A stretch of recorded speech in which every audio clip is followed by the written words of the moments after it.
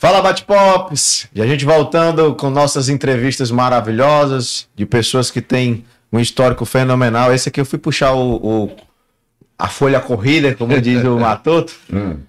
E a história dele é fantástica, de luta, de como ele acabou ingressando na vida política, e como a gente sempre entrevista diversos políticos aqui, né? É meio que um chamado.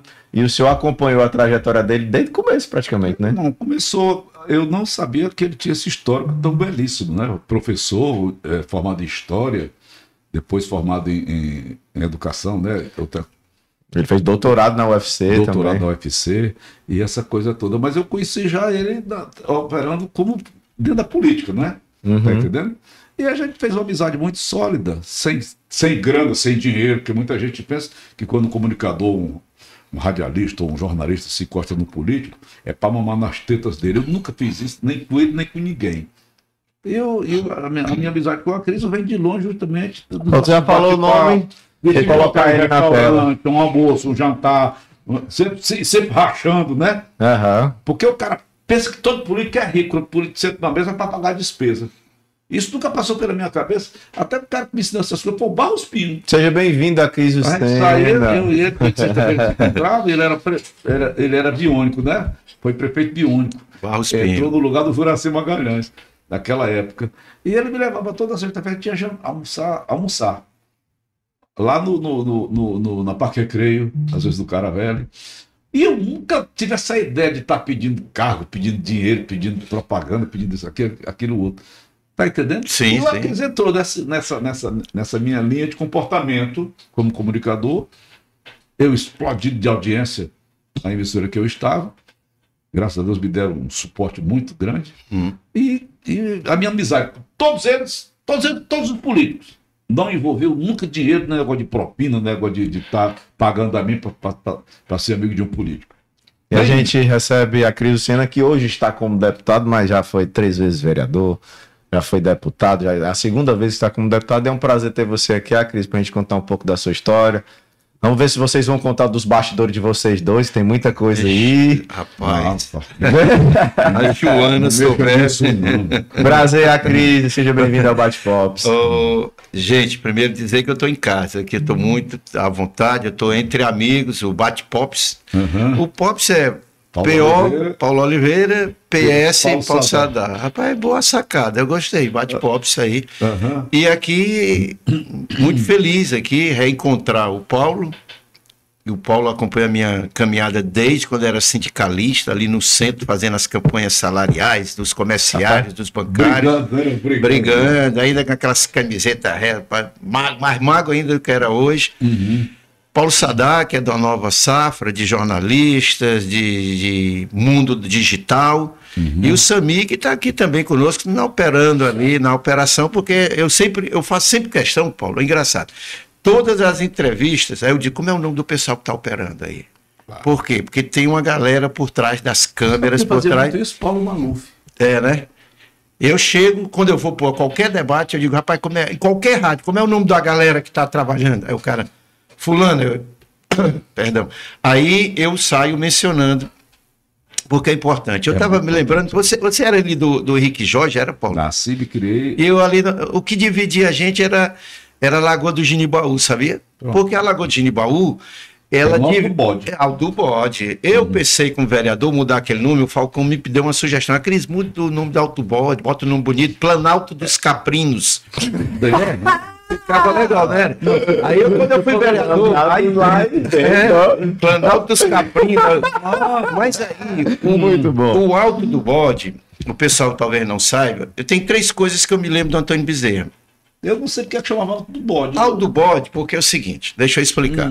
O Alto do Bode é o seguinte, nós tínhamos a Lagoa do Genibaú, eu pesquei peixe-beto na Lagoa do Genibaú, e antes, ali no Antônio Bezerra, na verdade era um planalto mesmo, certo? Era um planalto onde tinha as criações, era uma parte interior. Elevada e era uma parte interiorana da capital. E ali tinha mesmo criação de bode mesmo. Tinha criação de carneiro, bode. Era como se fosse uma zona rural de Fortaleza naquela época. Então ficou conhecido como o Alto do Bode. E tinha uma outra brincadeira que a gente brincava muito ali. A dona Ana era uma senhora que morava depois do lado do rio e ela construiu uma ponte de Carnaúba. A gente passava na ponte de Carnaúba, ligando o Alto do Bode, não tem Bezerra. Que era uma pinguela, né? Aí ficou conhecido como Pau da Véia. O Pau da Véia. Aí a negada brincou com o Pau da Véia, o Pau da Véia. A véia tinha pau que era a ponte. Aí ficava essa brincadeira. É assim, eu me lembro do Antônio Bezerra, quando eu cheguei, na verdade eu sou de Morada Nova, e vim para o Antônio Bezerra, cheguei com mais ou menos uns 3, 4 anos de idade, fui registrado aqui em Fortaleza, mas eu nasci lá. Lá no Rio Banabuiú, lá em Morada Nova, nas margens do Rio Banabuiú, lá no distrito de Telha. Terra daqueles governadores, né? Com as calças arregaçadas, né? Manuel de Castro. Manuel de Castro, né? Grande, saudoso Manuel de Castro. Aí é o seguinte, tem 3 coisas que eu me lembro do Antônio Bezerra. A Lagoa do Genibaú. Descer pela traseira nos ônibus da Timbira. Naquela época, descia os ônibus pela traseira, o cobrador menos olhava, a gente pulava para não pagar a passagem. Passei por isso. E as tertúlias no Mênfis e depois no Kelps. Essas coisas são lembranças. O cara deu um murro nos meus dentes aqui, Foi? Eu tive de fazer uma ponte aqui. Foi lá no Kelps ou no Mênfis? No Mênfis. No Mênfis. Do Ivo Pinheiro. No Ivo, o João, que são irmãos, né? O Ivo, o João. Que ainda hoje eles têm a casa ali do lado do cemitério. Isso. Aos domingos eles se reúnem a família. Ainda hoje. Ainda hoje eles se reúnem lá, o Ivo, o Barbosa. Eles não bebem, não, eles injetam, Capitão Silva. Ele é lendário, o Capitão Silva. Rapaz, é um fantástico. Todo dia tá ligado comigo. E outra coisa, vai gostar de ser candidato a vereador, homem? Aí gosta de ser candidato a vereador. Toda a campanha. Olha que tá com... Desde 2008 para cá, ele se candidata junto comigo. Então tem o Adail Júnior, que é também lá do Antônio Bezerra, tentando, né? Hoje tem Adail Júnior. Ali foi Reduto Zé Maria Couto, não foi? Rapaz, ali já teve o Zé Maria Couto, o Helder Couto, o Adail, o Didi. Didi também foi de lá. Didi, que era do Free Fall. Isso, ganhou. Eu lembro. Eu, Adail, ali é um celeiro de muitos políticos, ali o bairro do Antônio Bezerra. Produz muitos políticos. E ali, assim... Sabe qual é um bairro que não produz político? Meu amigo Cris. Henrique Jorge. Rapaz, ele já quebrou a cabeça. Mas tem um cabo agora lá que está trabalhando lá, que é o Eudes Bringel. Daquela região, viu, Paulo? É novo, né? Ele é novo, ele é uma safra nova, é depois da nossa, né? É um povo invocado, meu Deus. Sabe quanto saudade teve ali quando foi candidato? Da mamãe. Ainda bem que teve, né? Mas se não aparecesse nenhum, teve aquele cara que não apareceu nem o voto da mulher, né? Como é que acontece isso, mano? Mas é porque o cara é bom demais, né? Deve ser, né? Aí assim, aí a gente... Vem da periferia, né? Aí eu conheço, eu venho mesmo... Você lembra da Mazé da Hora ali da... Ali no Henrique Jorge. É Dona Maria da Hora. Foi política, né? Ela... E eu levo o nome de uma escola que as filhas dela eu conheço. São minhas amigas. Eu botei o nome da escola, fui eu que sugeri, uma das escolas do município, levar o nome da Dona Maria da Hora.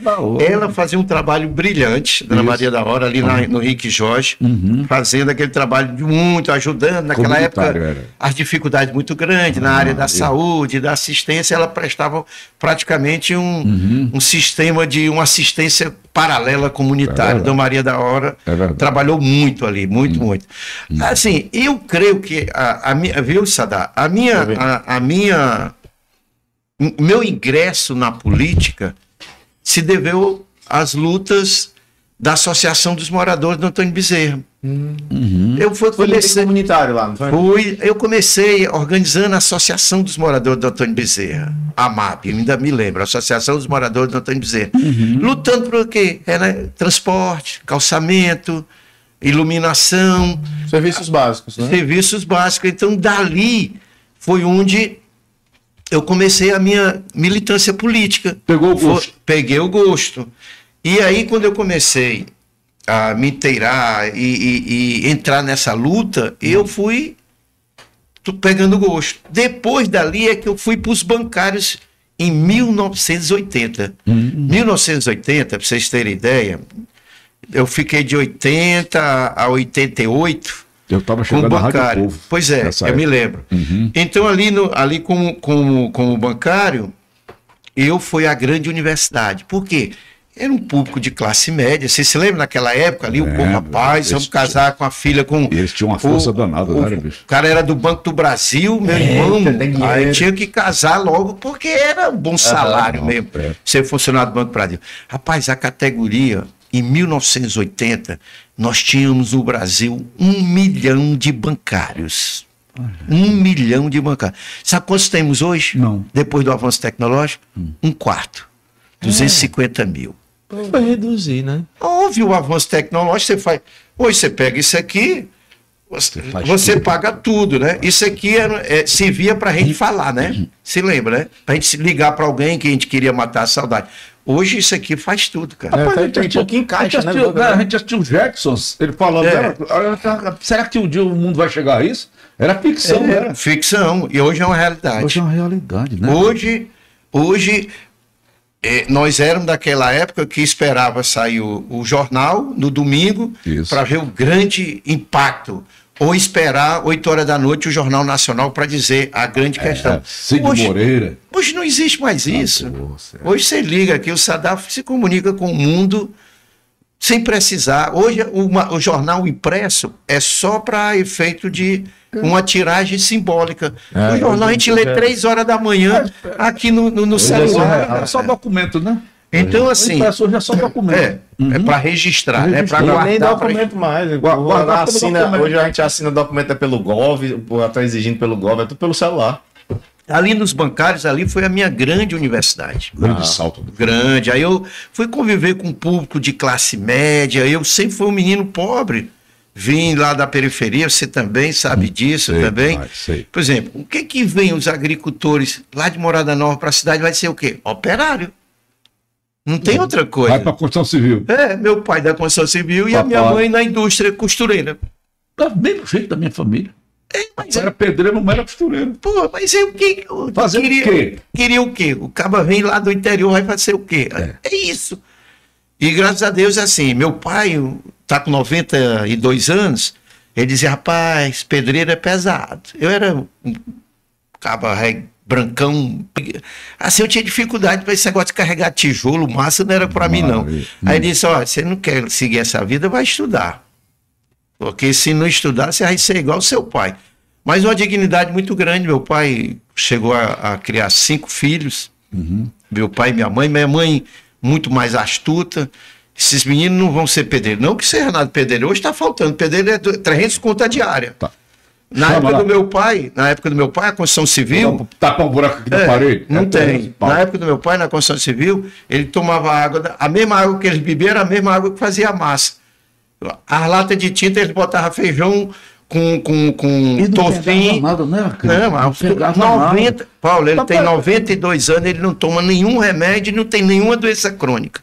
Ele vai morrer por insuficiência dos órgãos. Não, bebe mais não. Bebe não. Bebia e fazia outras coisas que minha mãe dizia. Eu disse, mãe, não tinha isso não. Papai também era. Aí tu puxou tua mãe e teu pai. Era cachaceiro, tabaqueiro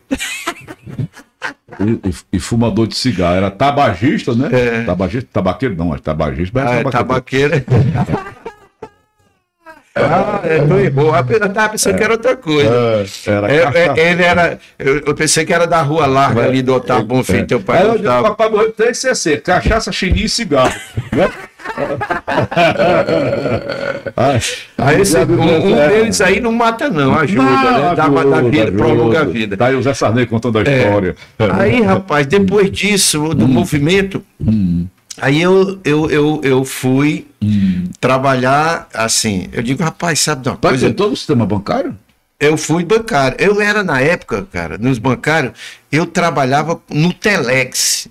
Muita gente não sabe. O Telex era um telégrafo eletrônico. Você digitalizava, saía uma fitinha, aí você botava e mandava. Era um telégrafo. Tocava pra frente. Eu era teletipista. Olha o nome bonito. Teletipista, né? Trabalhava no Telex. Tinha curso, cara. Telex era uma máquina do tamanho dessa mesa, Sadar.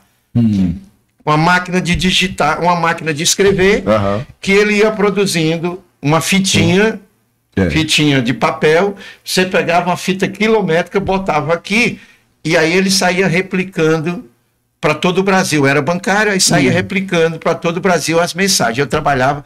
Rapaz, eu fiz muita amizade através desse negócio desse Telex, amizade com o pessoal dos outros estados. Fui para o Rio de Janeiro, fiquei hospedado, fui para o Belém do Pará, fui para um bocado de canto. Abriu as portas para Abriu. E trabalhando com o bancário, aí eu fui parar na diretoria de sindicatos. Aí todo banco, eu fiquei persona non grata dos bancos, porque todo banco que eu entrava tinha a campanha salarial dos bancários, a greve eu participava, era demitido.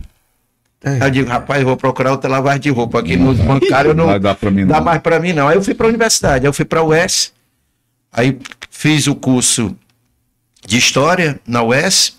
Aí quando eu cheguei lá, o curso de História, os meninos me chamavam de vovô. Porque eu tinha quase 40 anos, e os meninos, tudo 20 anos, eu era o dobro da idade dos meninos, chamava de vovô, para esculhambação. Aí, mas com a experiência que tinha, aí eu fui para o curso de História, um curso brilhante, cara. Rapaz, curso de História da UES é uma coisa... Embora, na época, eram muitos militares que ministravam, eram os coronéis que ministravam, mas tinha uns militares progressistas, né? Mas assim... Já tinha os militares progressistas. O passarinho não era o ministro da Educação? Era da Educação, né, na época. Aí, assim, depois eu fui para trabalhar, fui fazer a educação, mestrado de educação na UFC, né? Aí eu disse, rapaz, foi a coisa mais acertada que eu fiz na minha vida.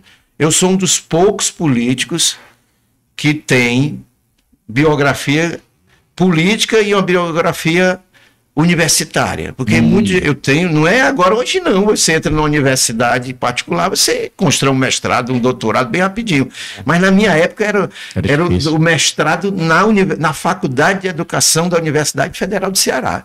Eu fiz toda a minha vida em escola pública, primeiro e segundo grau, porque era ensino fundamental e médio na escola, primeiro e segundo grau do Antônio Bezerra, depois o S, e depois o UFC. Eu sou um radical defensor da escola pública. Não tenho nada contra a iniciativa privada. Minha filha estuda na escola privada, mas eu sou um fã e adepto da escola pública.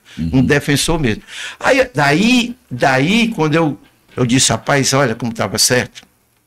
Se eu não tivesse feito esse giro, dificilmente eu estaria na condição que eu estou hoje. As minhas duas netas fizeram escola pública o tempo todo, foi ajudar. Sim. A Bárbara e a Bia. Tu conhece as duas? Sim. Elas fizeram escola PUC e hoje estão na universidade. Rapaz, aí terminando a escola PUC. Estudar, a referência do Liceu do Ceará. Aí doutor Lúcio Alcântara, escola normal, tanta gente boa. Aí, quando eu saí do movimento sindical, fui para a universidade, e da universidade, aí onde chegou a ser professor? Cheguei. Eu ministrei lá no Mariano Martins. A mamãe era merendeira lá. Lá no Mariano Martins, professor Silveira era um dos diretores, me conseguiu umas aulas para eu ser aqueles temporários. Tapa-buraco. Aí eu achava bom, rapaz. Depois de sexta-feira tinha uns barzinhos em frente à pracinha, né? Aí eu saía direto do Mariano Martins, atravessava ali a Senador Mariano Martins é ali, peraí, beijinho aqui. É ali. Na pracinha mesmo. Daquela pracinha daqui. E trabalhei no pré-vestibular também, nos cursos de pré-vestibular, já ensinando a parte de história e atualidades, né? Então, assim, aí depois disso tudo, eu entrei na carreira política. Fomos para a campanha da Luiziane em 2004. Ninguém dava nada pela Luiziane em 2004. É verdade. Tinha 1%. E a loura cresceu, bateu todo mundo. Aliás, na campanha da Maria Luísa, em 1985... Eu vi aqui que foi candidato a vice-governador. Na Maria Luísa, eu fiz um palanque. Tu sabia que eu trabalhei para ela? Foi? Da Maria? Vocês tiraram mais de 70 mil votos, eu vi aqui. Eu trabalhei nos bastidores. Na Maria, 85, nós fizemos um palanque, era um carro de som e um caminhão era o palanque da Maria Luísa, lá no Antônio Bezerra. Caminhão velho. Nós fizemos a campanha da Maria Luísa. Eu estava na Rádio Povo. Me lembro. Aí nós fizemos essa campanha da Maria. A campanha da Maria, 84 eu estava novo ainda, rapaz, garotão, né? 84. Então, assim, aí depois da Luiziane, a Luiziane ganhou em 20 anos. Os ciclos do PT é de 20 anos. Você pode anotar, foi a Maria Luísa, depois a Luiziane. E depois, praticamente 20 anos, o PT volta ao poder em Fortaleza. Da Maria Luísa tem um fato interessante. Diz aí. Nós mandamos, na época era Maria Luísa Contré. Quem, rapaz? Ora, o garoto. Eu sei que nós mandamos o repórter, que era até o Cláudio Pinheiro, fazia de madrugada comigo. Eu entrava às 5 horas, quando eu estou entrando hoje lá na Sol FM. E nós mandamos o Cláudio para a casa da Maria Luísa Fontinelli num dia de sábado, antes da eleição. Ainda era contagem no voto de papel, né? Olha a irresponsabilidade do demócrata, né? Não podia mais fazer isso. Aí eu mandei o repórter lá para a casa da Maria Luísa tomar café com ela. Um sábado, antes da eleição. A eleição era domingo. Rapaz, quando eu abri o programa, alô, Fortaleza, bom dia. Tá, era o secretário do povo, né? Me lembro. O programa era o secretário do povo, Paulo Oliveira. Aí eu digo, alô, Cláudio, onde é que você está agora, rapaz? Bom dia. Disse, bom dia, Paulo. Estamos aqui na casa da futura prefeita de Fortaleza. Em plena campanha. Em plena campanha. Ah, é doido mesmo. Faltando um dia para a eleição. Ordem do demócrata, tudo que era o dono, né? O dono do demócrata, saudoso era o Narcélio uma vez, o oponente dela, que o medo do demócrata era que o Narcélio fosse eleito. O Paz de Andrade. O Narcélio era o vice. Paz de Andrade, Narcélio era o vice. Aí nós vamos dizer assim, se o Paz de Andrade ganhar, que estava disparado na pesquisa, se ele ganhar, ele vai se embora de novo para Brasília, porque ele é deputado, federal. Aí quem assume é uma série uma vez de radialista, vai lascar a gente. Então vamos apoiar a Maria Luísa Fontinelli. E a Dízia está por trás, a Dízia, né? A Dízia, tá viva. Aí nós fizemos aquele trabalho, né? De divulgação da Maria Luísa, faltando um dia para a eleição. Cara, mas aí ele foi dormir, o pai foi dormir prefeito, já comprou um paletó novo para poder tomar posse, porque estava dado como certo. Foi. E aí a Maria virou. Reformou o gabinete. Fantástico, cara. Campanha, tu não era nem nascido, né? Eu não era nem de 85. Não era nem nascido. Já estavam meus cunhados ali. Aí, cara, depois, 20 anos depois, vem outra mulher, a Luiziane, que nós tivemos junto a possibilidade. A Luiziane foi teu primeiro mandato de vereador? Foi. A Luiziane, quando ganhou, rapaz, fui eu, o Ronivaldo e o professor Pinheiro, só tinha nós. O PT todinho, inclusive o Nacional, queria apoiar o Inácio Arruda. Olha só o destino. Se lembra desse negócio? Rapaz, aí lá no Sindicato dos Comerciários, todo mundo, Pimentel, o Bancada Federal, todo que tinha, do senador ao vereador, a tese era apoiar Inácio. E nós né? Lá por dois. Os trabalharam por dois. Aí nós somos. Aí, vamos fazer a votação. Aí, sabe, a votação, aí tinha duas teses. Candidatura própria ou apoiar o Inácio.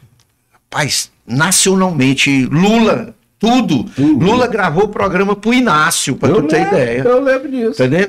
Rapaz, nós viramos por 3 votos, nós viramos ter a tese de candidatura própria. Rapaz, o negócio parece que estava escrito nas estrelas mesmo. Aí, você complementou. Então, nós, na sede dos sindicatos comerciais, esse encontro tinha uns 300 delegados lá. Rapaz, foi uma festa, mas aí a campanha começou a crescer e a Luiziane bateu e ganhou a eleição. Aí ela me convidou para ir pro IMPA, antiga Funefor. Tá no seu currículo aqui. IMPA. Aí eu fui presidente do IMPA em 2005. Fui presidente do IMPA. Aí fiquei 5, 6 e 7. E lá no IMPA foi a minha primeira experiência de gestão. Cheguei lá, Paulo, Sadar. Cheguei lá, tinha uns cursos em inglês, francês, italiano, alemão, português, tinha tudo. Na João Pessoa ali, não era? Na João Pessoa.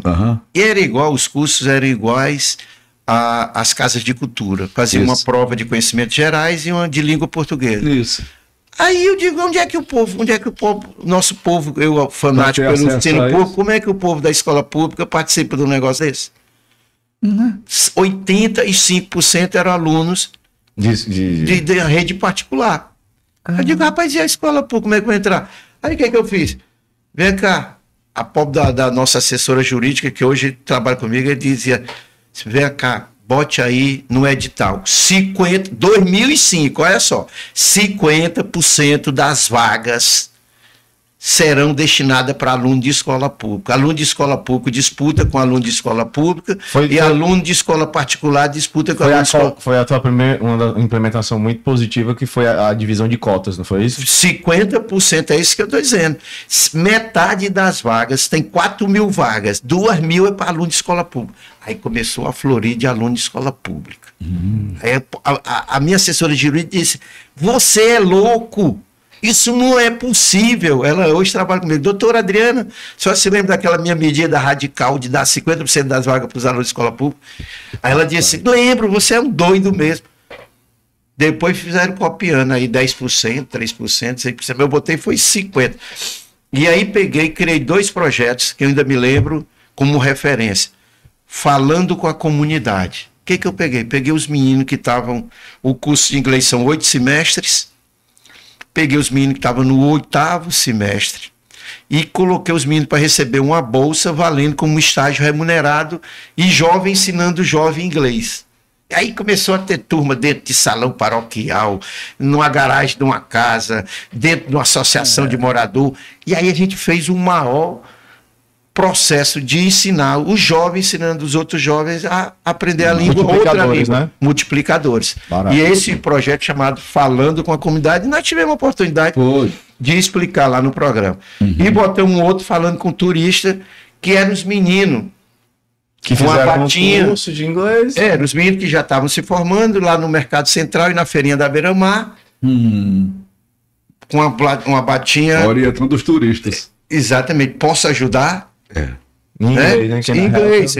Can I help? Aí, olha aí, tá vendo? Can I help? Me help? Não sei o quê, né? Então vai lá.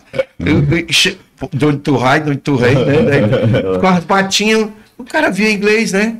Poxa, o cara disse, meu filho, eu estou precisando de uma orientação, outro projeto. Aí a Luiziane me chama em 2008. Eu era de tiroteio, galo de briga mesmo, sempre fui nisso. Dizendo, olha, você vai para a Câmara.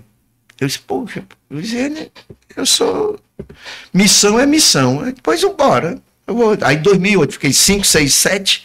Aí 8 eu fui candidato. Foi a primeira vez? Não, a segunda. Com a Luiziane, eu fui candidato e nós perdemos, né? A Luiziane ganhou e os vereadores... Naquela época só foi eleito 2 vereadores. Foi o Guilherme e o Salmito. Em 2004. Eu lembro. Eu só fui eleito em 2008, 4 anos depois. A Luiziane me escalou, aí eu fui eleito pela primeira vez. Aí fui líder de governo e depois presidente da Câmara. Aí na presidência da Câmara tinha uma relação muito boa. Até hoje. Nós nos conhecemos, não foi? Exatamente. Aí, pronto. Aí o povo pergunta, quanto é que tu paga o Paulo Oliveira, macho? Eu disse, como assim? Por que ele fica falando tão bem de ti, cara? Eu disse, cara, eu tive uma coisa importante da minha vida. Eu construí relações afetivas com as pessoas.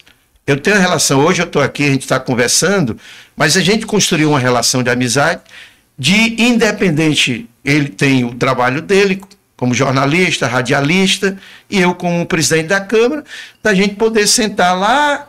O Paulo dizia, tô indo lá no seu Oscar, matar a saudade do seu Oscar, onde era o Bar Caravelle. A Banda Mel. Bar Caravelle. Botava o velho de pá de guerra lá em cima da mesa, eu a velha cerveja, e ele ficava conversando miolo de pote, e o povo passando, despachando comigo, despachando com o Paulo. E aí eu fiz amizade com o Paulo, com Eliomar de Lima, com meio mundo de gente boa, né? Comunicadores. Todo mundo, não ficou ninguém na mão enquanto eu fui presidente. Como? Olha, Cris, eu sou um radialista e faço a publicidade para a Câmara. Me dê a nota fiscal e a gente vai pagar o seu serviço. Publicidade oficial da Câmara. Então a relação construí boa. Hoje eu tenho amigos que continuam... Sem picaretagem, né? Sem picaretagem. Amigos que eu continuo hoje. Eu mando uma mensagem, peço hoje, como eu estou aqui, com vocês, conversando com o Paulo. O Paulo, ainda me lembro, uma das campanhas, o Paulo, de vereador, disse, rapaz, eu vou fazer isso por você. Eu não gosto do seu partido. Ele não tem uma afeição, o estilo do PT, eu acho muito radical. Época, né? Acho muito radical o seu partido, se lembra? Mas eu gosto de você enquanto pessoa. E hoje eu ainda tenho isso, sabia, Paulo? Pode dizer assim, Ó, Cris, eu detesto seu partido, mas eu adoro você, eu vou votar em você. Aí eu disse, não, pô, você vai votar em mim, cara. Não, tá entendendo? Tem gente que não gosta, mas gosta de mim. Pronto. Porque eu consegui, mesmo sendo de um partido de esquerda, manter relações. O Paulo era do PSDB e eu do PT, e a gente é super amigos. Então, assim, como é que esse cara, a Cris, tu tá pagando quanto, Paulo? Não fez nada. Como é que ele faz uma publicidade dessa gratuita pra ti? Deixa de mentira, cara. Aí, um belo dia, o pessoal lá do Conjunto Palmeiras, o Paulo gravou. Alô, pessoal, aqui quem fala é Paulo Oliveira, estou passando aqui na sua porta. E o povo abrindo a porta pensando que era ele falando no carro de som. Era um carro de som. Era um carro de som com a gravação, ainda um spot, né? Naquela época, no carro de som, que era um instrumento. Vinheta, né? Entrava a vinheta. Aí, e o povo abrindo as portas do Conjunto Palmeiras. Rapaz, o Paulo Oliveira tá aí, cadê o Paulo? Cadê o Paulo? Não era só a voz do Paulo, mas, meu amigo, em 2008, nós tiramos, nessa estratégia toda combinada, nós tiramos quase 10 mil votos, cara. 10 mil votos. Pra época? Pra época. Nice. E ver a prestação de conta, pra ver. Eram 100 mil votos hoje, não, Cris? É muito voto, era cara. muito voto. Nessa trajetória já 3 vezes vereador, né? Vereador, eu fui 3 vezes vereador 3 de vezes. Fortaleza. 12 anos. 12 anos, vereador. Fui presidente da Câmara. Presidente da O Câmara. deputado. Aí, quando chegou 2014, Camilo lança a candidatura. Aí racha o PT. Ah, Camilo é Ferreira Gomes. Aí tem um núcleo muito radical. O PT sempre teve um grupo. O PT tem hoje um grupo mais à direita, um grupo mais de centro e um grupo mesmo de radical de esquerda. Eu era desse grupo. Aí eu migrei mais para o centro. Para fazer uma coisa mais light, uma coisa mais. Inteligentemente. Aí, 2014, Camilo lança a candidatura a governador. Eu digo, rapaz, nós vamos apoiar o Camilo, cara. O Cid, cara, é um estrategista de mão cheia. Eu bato palma, o Cid é estrategista. Tinha 5 candidatos dele na época. Qual era o partido dele? Eu acho que era o PSB, era o 40. Era o 40. Ele tinha o Domingos Filho, tinha o Zezinho Albuquerque, tinha o não sei quem. Aí ele disse... As feras. 2014, ele olhou e disse assim, nós temos que botar alguém para colar com o PT. Nós sem o PT, a gente não ganha a eleição. E tem que ser o PT mais light. Quem foi? Camilo. Camilo, aquele jeitão de político mineiro, né? Então, jeitoso. Mas não deu uma confusão, cara. O PT, naquela ocasião, em 2014, rachou. Uma banda apoiou o Eunício. E a outra apoiou o Camilo. Aí o Camilo ganha, me chama para trabalhar no Palácio, junto para acompanhar os movimentos sociais, que eu vinha dessas lutas, tinha as greves, as campanhas salariais. A Cris, tu entende desse negócio aí, tu é reformada nisso. Aí o Eudoro Santana, pai do Camilo, disse, olha, eu tenho gratidão pelo que você fez pelo meu filho, Cris. Você era vereador e era uma das poucas vozes na tribuna que partiu na defesa do Camilo, e eu acho que você merece ser deputado estadual. Mas eu conversei com o governador, sou eu que estou dizendo, você vai ser deputado. Eudoro Santana. Eu digo, mestre, o nome está à disposição. Chamou o Camilo, deixa eu dizer uma coisa. Esse rapaz é sério. Esse rapaz é trabalhador. Esse rapaz fez coisas que muita gente não teve coragem de fazer. Defender o seu nome na tribuna da Câmara. E foi tiro e queda. Chamou, Dedé Teixeira não pôde, sem o Dedé também foi um gigante, um amigão que eu tenho, Dedé Teixeira. Um abraço para ele, migrou do Icapuí, foi nosso primeiro prefeito lá de Icapuí, migrou uma parte dos votos deles e eu cheguei a deputado estadual. Na segunda já teve outros problemas de outras naturezas, não consegui ser eleito. Aí o Elmano foi eleito, me disse, Cris, tem um canto ali que tá vago. Tá parado ali, uma Ferrari na garagem, você vai pilotar isso aqui que é o Centec. Centec. Onde eu me encontrei com esse novo debate que eu não tinha, ciência, tecnologia e inovação.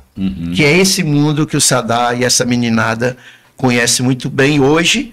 E esse aí a gente chegou até que fim no debate atual. Aí eu estava um belo dia, sexta-feira de carnaval, o governador me liga, a Cris, vem aqui, aí eu fui.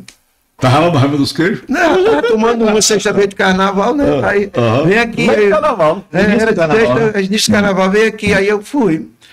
Você vai voltar para a Assembleia. Aí, tá bom, é missão, é missão. Já estava com 2 anos lá no Centec, onde a gente fez um extraordinário trabalho, Paulo. Depois eu posso até falar um pouco sobre a experiência desses 2 anos no O que é Centec. a Centec? É Instituto de Ciência e Tecnologia. Criado pelo Ariosto Holanda.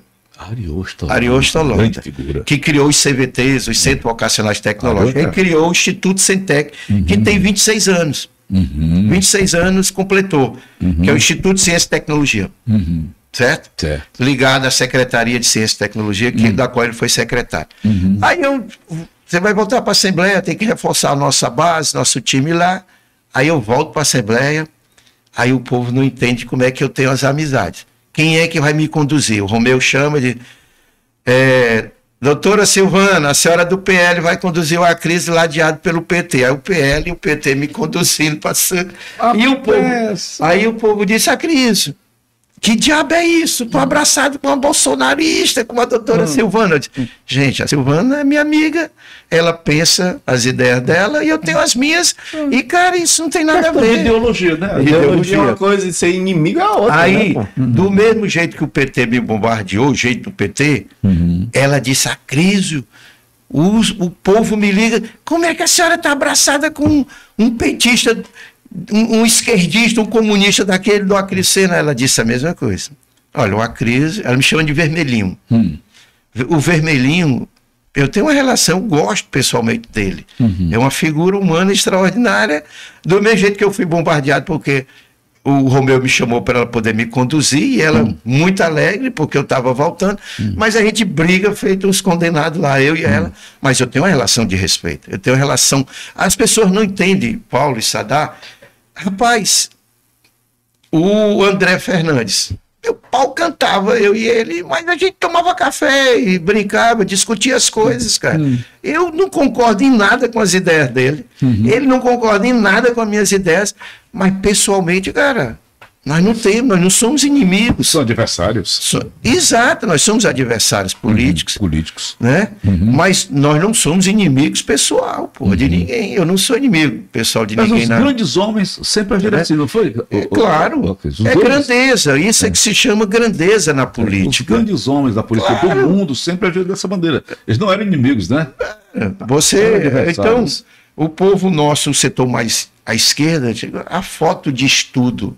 Ou seja, a foto de estudo é a foto de estudo de um político de esquerda que consegue conviver e dialogar com a direita da Assembleia, né? Harmoniosamente. E a volta foi muito tranquila? A volta, rapaz, eu gosto do parlamento, né? Eu gosto da tribuna, eu gosto do legislativo, eu me sinto em casa.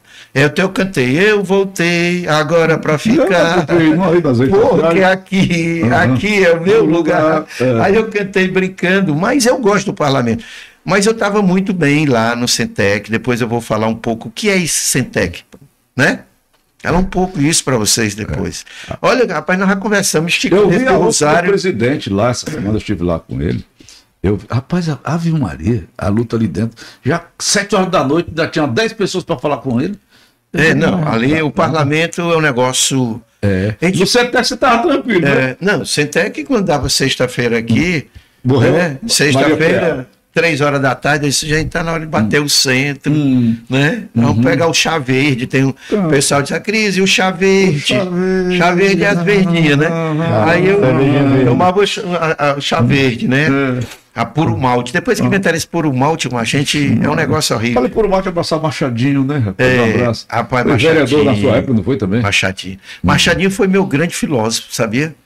Ele chegava e disse assim, eu novato, chegando, né? Maioria de primeira viagem. Ele disse,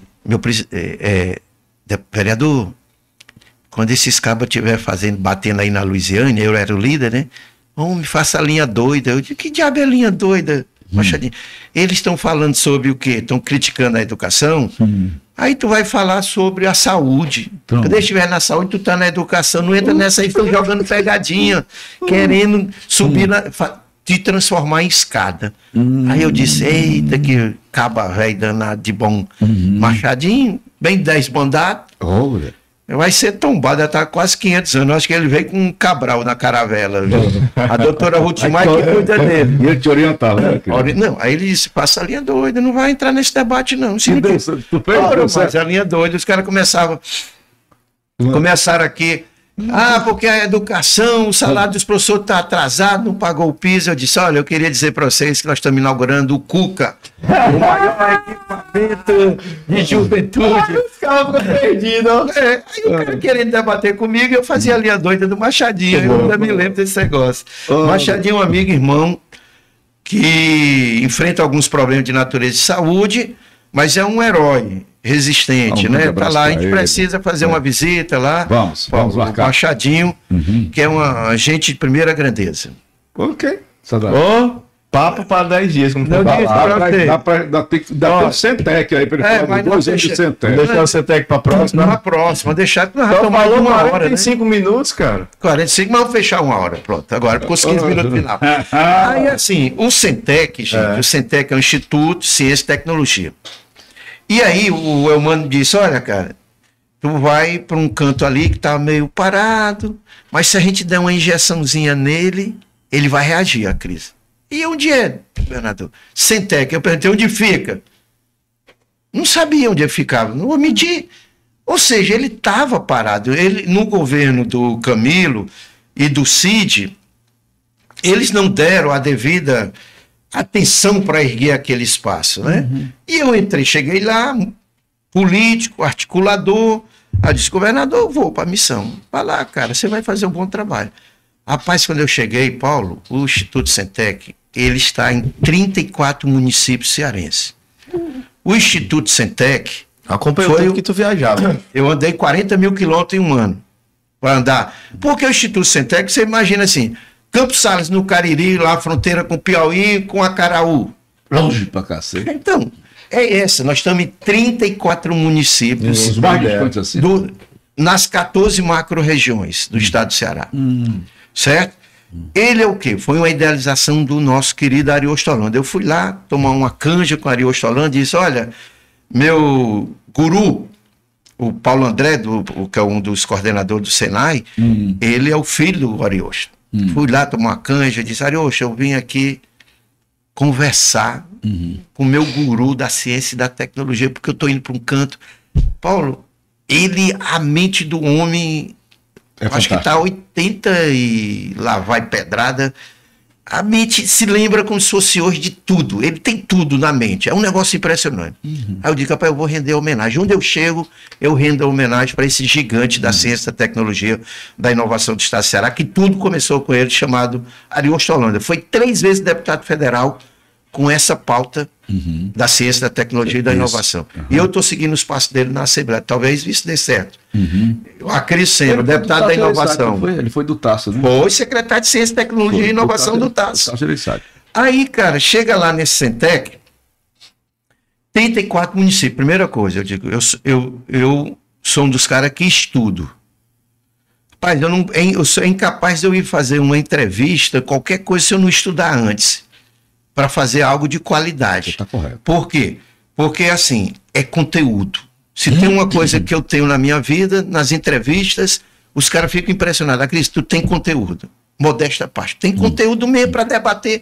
O cara escolhe, diz, olha, não precisa combinar não. Puxa o debate que eu sigo. Não tem problema. Não tem negócio de pauta combinada, não. Debate é debate e vamos enfrentar. E se eu não souber, eu digo, eu vou estudar, da próxima eu trago a resposta. Tenho humildade para isso. Então eu comecei a estudar sem até conhecer. Eu conheço as 34 municípios. O quadrante você vai, se você pegar de Limoeiro a Juazeiro, de Juazeiro. Mas nós temos 184 municípios. Mas só tem 34, né? Mas não cobre todo? Ele não cobre tudo, né? Mas tem 34 que cobre as regiões. Eles terminam funcionando como as micro-regiões, né? Que estão em cobre as regiões todas. Por exemplo, nós fizemos curso de qualificação em 134 municípios. Dá para cobrir graças aos CVTs. Como é que é a estrutura Centec? Centec é a estrutura. Centro Vocacional, o CVT, tem 28 CVTs. Centro Vocacional Tecnológico. O que eles fazem? Qualificação profissional. E o que nós fizemos? Nós botamos os cursos de qualificação profissional que a região precisa. Mauriti está instalando empresa de tecnologia ou de energia solar, então vamos formar profissionais para montagem e manutenção de placa solar. Lá em Madalena está montando uma indústria de calçados. Faz mediante demanda, né? Mediante demanda. Certo. Tá certo? Sobre a realidade da estrutura econômica local. Lá em Madalena está instalando um polo calçadista, nós vamos formar o quê? Gente para trabalhar no polo calçadista. Qualificar a mão de obra, né? Lá em Maranguape, chegou lá, moda íntima. A empresa estava instalando 100 costureiras de moda íntima. Nós formamos 100 costureiras e empregamos. É essa a estratégia que faz o CVT. É bom demais, pô. Tá entendendo? Empregando a mão de obra qualificada, empregado CLT. Lá em Viçosa, o que é lá o arranjo produtivo local? Cachaça. Sabe qual é o curso que eles precisam? Alambiqueiro. Aí nós vamos formar alambiqueiro. É isso que o trabalho do Centec. Por sinal, é a melhor cachaça do mundo, né? Aviador. É a melhor, bate. Então nós estamos fazendo, essa que é a formação profissional. Chega lá, o governador, seguindo os passos do governador, é humano. O governador vai lá, assina o protocolo com a China de quê? Energia solar. Então, meu amigo, vamos formar aqui eletricista para montagem e manutenção de placa solar em larga escala. Pufo! Foi tiro e queda. O governador vai lá na Europa, assina convênios com aquelas big techs, para quê? Para fazer tecnologia da informação e da comunicação. Aí o que eu faço? Pego aqui em Fortaleza, pego a meninada que tem 10 escolas ali. Você não sabe onde é que fica o Centec, mas se eu disser que fica vizinho Casa Caiada, você sabe onde é, não sabe? Não pode de fato. Olha, tá vendo? Casa Caiada. Falou, tá vendo como ele sabe? Em frente à minha academia. É pertinho do Caravelle, você sabe também, tá vendo? A gente vai dizendo, ele sabe. Aí, sabe por baixo. Aí no entorno desse CVT de Fortaleza. Sabe por baixo. Ele tem um GPS. GPS. Só de bar na cabeça, né? De bar em bar, né? De bar em bar. Né? Então assim, a gente fez muito, né? Ali o Centec, campanha. Ali no entorno tem 10 escolas de ensino médio. Sabe o que nós fizemos? Por que aí a inteligência artificial só é os meninos da escola particular? Não. A escola nós vamos fazer pública. Aí nós botamos os meninos para aprender games, criar jogos educativos para ajudar no processo de educação, games. Fizemos IA, inteligência artificial para meninada. Desenvolvedor de web, sabe o que é? Nós que somos mais antigos, os antigos programadores de informática, desenvolvedor de web. Front-end, botar página na internet, Sadat, estou falando agora a linguagem dele, né? Então nós começamos a fazer cursos em que a meninada hoje consegue trabalhar para uma Big Tech, para uma multinacional na área de TI, de tecnologia da informação, trabalhar online, à distância. E essa estratégia, as TIC, as tecnologias da informação e da comunicação e as energias renováveis, são um grande portfólio de cursos do Centec. Sem prejuízo de uma costureira. Olha só, em Santa Quitéria, nós chegamos em Santa Quitéria, não tinha um mecânico de ar-condicionado. Não tinha um mecânico para manutenção de ar-condicionado.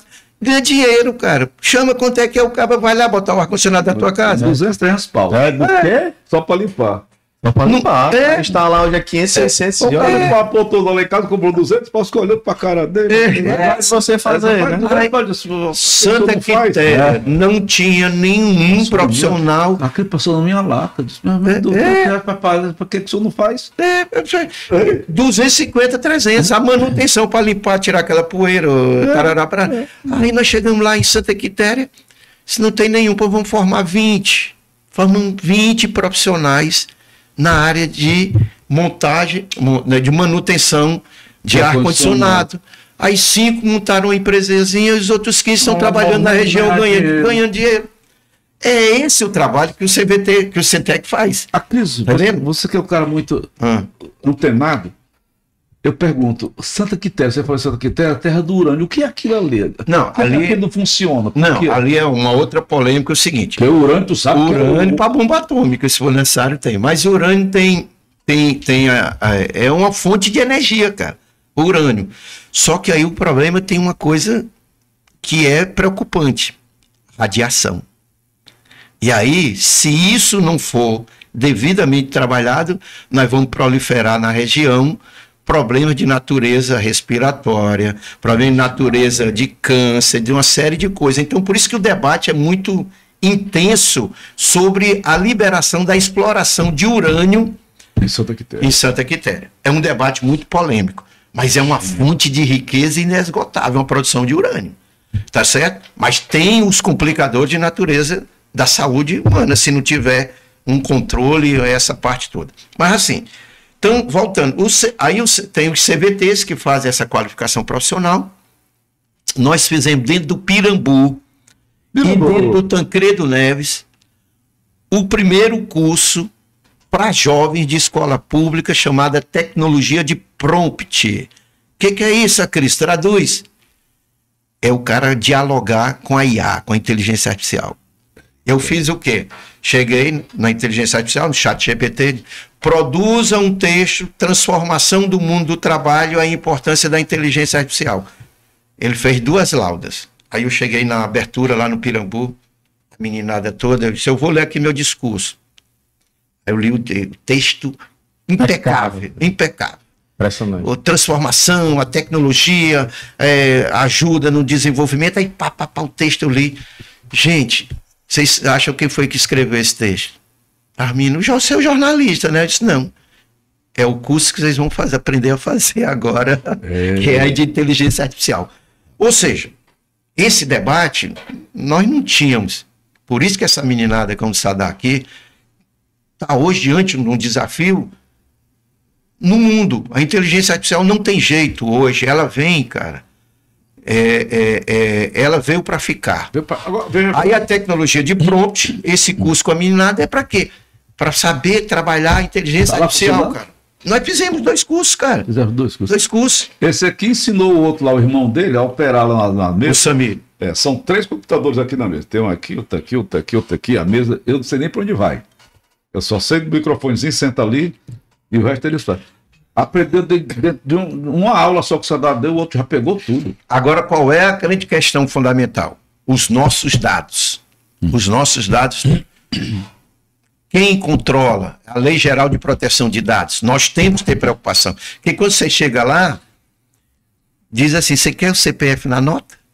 Aí você diz, Aí a partir do momento que você botou o CPF, você entregou para a empresa o seu dado. O seu raio-x, a sua vida. É verdade. Sacou aí? É verdade. A empresa... Toda farmácia pede, né, bicho? Todo mundo pede. Todo mundo. Não deve nem Ou seja, o senhor quer, adota. Essa que nós temos que fazer. A lei de segurança de dados do ser humano. Porque com o teu CPF o cara constrói. Imagina, com o teu CPF e com a inteligência artificial, ele pega o Paulo Oliveira, vai lá, abre um consignado no teu não, sem ser tu. Perigo dos golpes, né? Mas você agora, como deputado, você pode fazer algum projeto para acabar com isso, não pode? Podemos, mas é uma legislação federal.